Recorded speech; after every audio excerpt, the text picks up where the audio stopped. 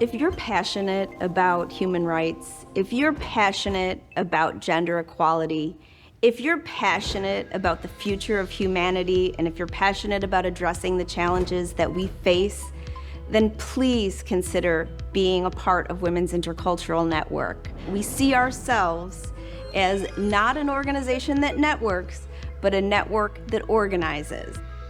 I'm Gail James. I'm proud to say I'm a founding member of the Women's Intercultural Board. I first met Marilyn Fowler in 1976 when we were working on a women's project for the bicentennial celebrations. By 1994, Marilyn recognized the need to create an alignment between local needs and global needs. We looked around for an international conference, and Marilyn found one, Women in Development, and she managed to create 12 women who wanted to go to an international conference where WIN, Women's Intercultural Network, was born. Women's Intercultural Network was established in 1994 and incorporated as a nonprofit organization with consultative status with United Nations.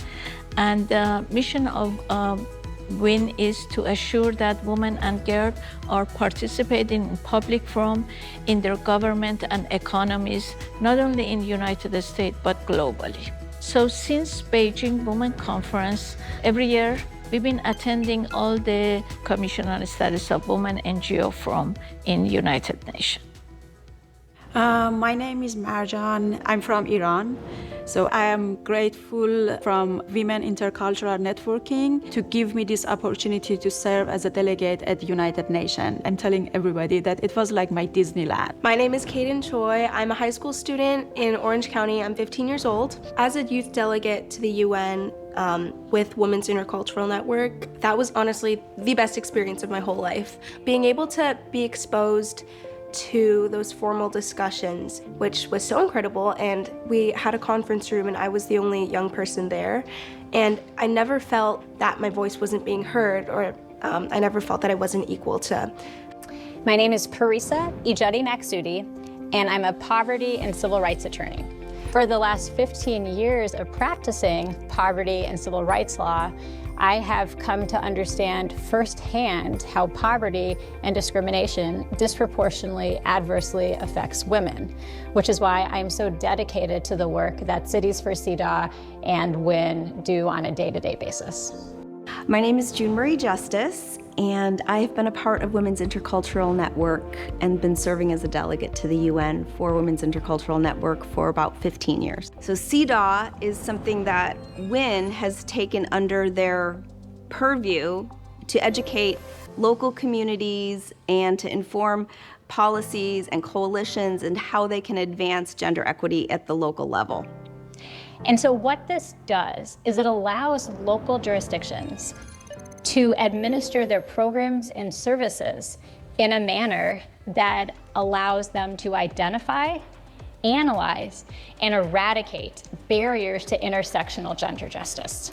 Since 2014, Women's Intercultural Network has been a steward of the Cities for CEDAW campaign. As a part of that project, Women's Intercultural Network has been collecting data from cities around the United States and even some cities internationally who have adopted ordinances or local measures, whether they're resolutions or binding ordinances, to support CEDAW at the grassroots level.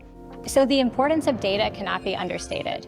In my experience, I've personally had the privilege of working with data experts to use data to demonstrate and ensuring that there's equal access to opportunity for all residents of a jurisdiction, regardless of race, regardless of immigration status, regardless of gender. Cities for CEDAW was implemented first at a grassroots level, which I think is important because in a lot of ways you can't reach young girls and young women if you're just putting everything out there globally. So I always try to say, think globally, but act locally, which is something that I'm trying to do in my own community.